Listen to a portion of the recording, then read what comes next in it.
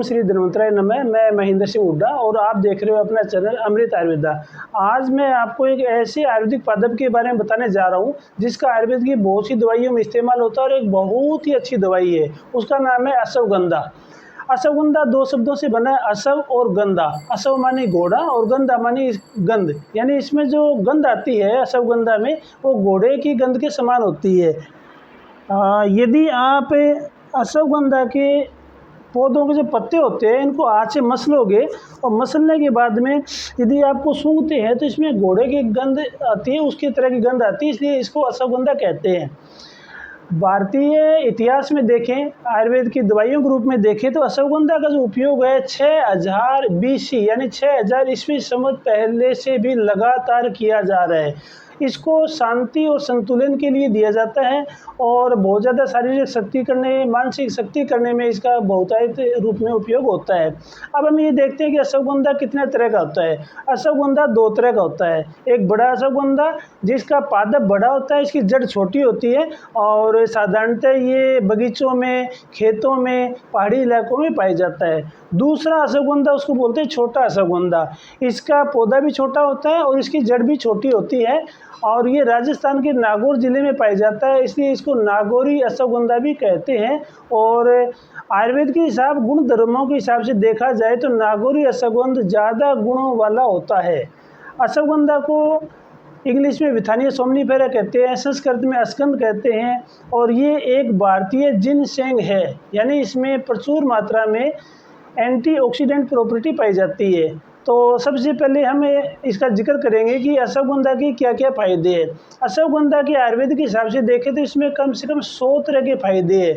तो उसमें से प्रमुख रूप से 6-7 जो है बड़े फ़ायदे वो मैं आपको बताने जा रहा हूँ। सबसे पहला जो अश्वगंधा का फ़ायदा होता है वो होता है कि ये एक मेदे रसायन है, यानी कि ये ब्रेन का टॉनिक है। यदि किसी भी टाइप की माइंड से रिलेटेड, बाइपोलर से रिलेटेड जो भी बीमारी होती है उसमें अश्वगंधा बहुत अच्छा काम करता है। अल्जाइमर डिजीज़ हो, आपका OCD हो, ओबेसिव कंपल्सिव डिसऑर्डर हो, ADHD हो, अटेंशन डेफिसिटी हाइपर एक्टिविटी सिंड्रोम हो, इसके अलावा हंटिंगटन डिजीज़ हो और यदि किसी को स्ट्रेस हो उसमें अश्वगंधा बहुत ही अच्छा काम करता है। दूसरा अश्वगंधा का फ़ायदा है ब्लड सर्कुलेशन में। यदि किसी का BP ज़्यादा रहता हो तो उसमें अश्वगंधा बहुत ही अच्छा कार्य करता है, क्योंकि अश्वगंधा जो है हमारे एड्रेनल सिक्रेशन जो करता है उससे कोर्टिसोल का लेवल कम होता है और उससे BP का लेवल भी कम होता है। अश्वगंधा को यदि BP के रोग में दिया जाए और अश्वगंधा को यदि थोड़ा सा सर्पगंधा में मिला के दिया जाए तो ये BP के लेवल को कम करता है। जिन परिवारों में आनुवांशिक BP का रोग हो उनको यदि अश्वगंधा दिया जाए तो ये BP में बहुत अच्छा काम करता है। और इसका तीसरा जो फ़ायदा है वो है कोलेस्ट्रॉल में और हाई लिपिड में। यदि कोलेस्ट्रॉल हाई लिपिड हो उसमें अश्वगंधा दिया जाए तो ये बहुत ही अच्छा काम करता है। एक हिसाब से ये कोलेस्ट्रॉल के लेवल को, BP के लेवल को, दोनों को कम करता है और यदि इसका 3 महीने तक लगातार सेवन किया जाए तो BP नॉर्मल हो जाता है और इसको अपने वैद्य या आयुर्वेदिक डॉक्टर की सलाह से लगातार लेना चाहिए और ये ट्राइग्लिसराइड में, लिपिड में बहुत ही अच्छा कार्य करता है। नंबर 4, अश्वगंधा का मधुमेह में बहुत ही अच्छा उपयोग है।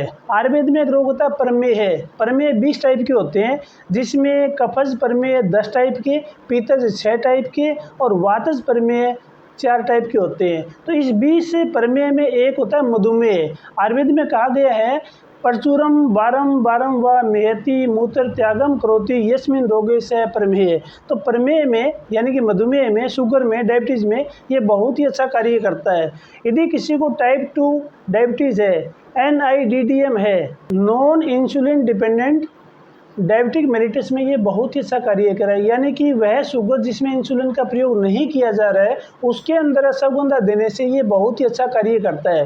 यदि किसी को शुगर की मात्रा ज़्यादा हो तो इसको नीम, गिलोय, करेला, जामुन, गुड़मार के साथ में मिला के दिया जाए तो शुगर में ये बहुत ही अच्छा कार्य करता है। इसका अगला जो फ़ायदा है वो है ये एंटी इन्फ्लेमेटरी होता है और इसको एंटीबायोटिक में यूज़ किया जाता है और सबसे ज़्यादा यूज़ किया जाता है वो है इम्यूनिटी बढ़ाने के लिए। Ashwagandha is the most powerful immunity booster in Ayurveda. Ashwagandha को आयुर्वेद में बहुत ही अच्छा इम्यूनिटी बूस्टर माना गया है। शरीर की रोग प्रतिरोधक क्षमता होने की जो कंडीशन होती है उसके अंदर अश्वगंधा को यदि तुलसी और गिलोय के साथ में मिलाकर दिया जाए तो हमारे शरीर की रोग प्रतिरोधक क्षमता बढ़ती है। दूसरा, ये जितने भी टाइप के जो सूजन वाले रोग होते हैं, संधिवात है, आम बात है, गृहदर्शी है जिसको रिंगणबाई बोलते हैं, साइटिका जो होती है, उनमें ये बहुत ही अच्छा कार्य करता है। आयुर्वेद में जो टोटल 168 रोग बताए गए हैं उनमें से 80 रोग जो होते हैं वातज रोग होते हैं, और वातज रोग में अश्वगंधा बहुत ही अच्छा कार्य करता है। अश्वगंधा यदि रासना गूगल के साथ मिला के दिया जाए तो वात रोगों में इसका बहुत ही अच्छा उपयोग है। और अश्वगंधा का सबसे बड़ा जो उपयोग है, सबसे बड़ा फायदा है जिसके लिए वीडियो बनाया गया है वो ये है कि अश्वगंधा को मर्दानगी का टॉनिक बोलते हैं। यानी कि अश्वगंधा एक टाइप से रेजुवेनेटर है और अश्वगंधा कई तरह से लिया जाता है जिसमें ये बहुत ही अच्छा वाजीकरण का ताकतवर का कार्य करता है। आयुर्वेद में कहा गया है कि अडल्ट की यानी वयस्क की यानी मर्दानगी की ताकत के 4 पॉइंट बताए गए हैं। पहला है वेल डेवलप्ड मसल्स, यानी बहुत अच्छी मांसपेशियां होनी चाहिए।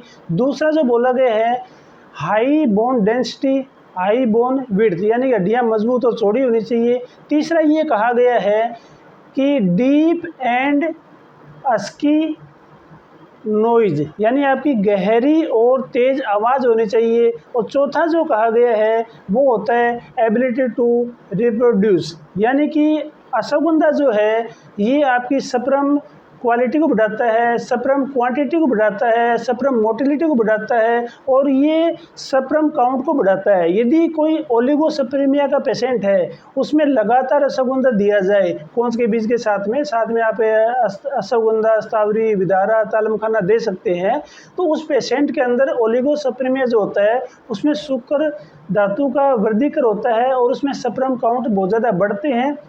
स्पर्म बढ़ने से एक तो प्री मेजर एजुकुलेशन और इरेक्टाइल डिस्फंक्शन में ये बहुत ही अच्छा कार्य करता है। इम्पोटेंसी में बहुत अच्छा कार्य करता है। लगातार अश्वगंधा लेने से हमारे शरीर के उत्तरोत्तर धातुओं का विकास होता है। आखिरी पॉइंट में हम ये बताना चाहेंगे कि अश्वगंधा किसको लेना चाहिए, किसको नहीं लेना चाहिए, इसकी कितनी मात्रा लेनी चाहिए, कब लेना चाहिए।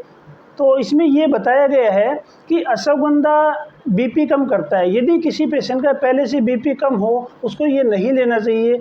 गर्भवती महिलाओं को अश्वगंधा नहीं लेना चाहिए। इसके अलावा यदि किसी को साइकोसिस है, बहुत ज़्यादा दुर्बलता है, उसको अश्वगंधा कम मात्रा में लेना चाहिए।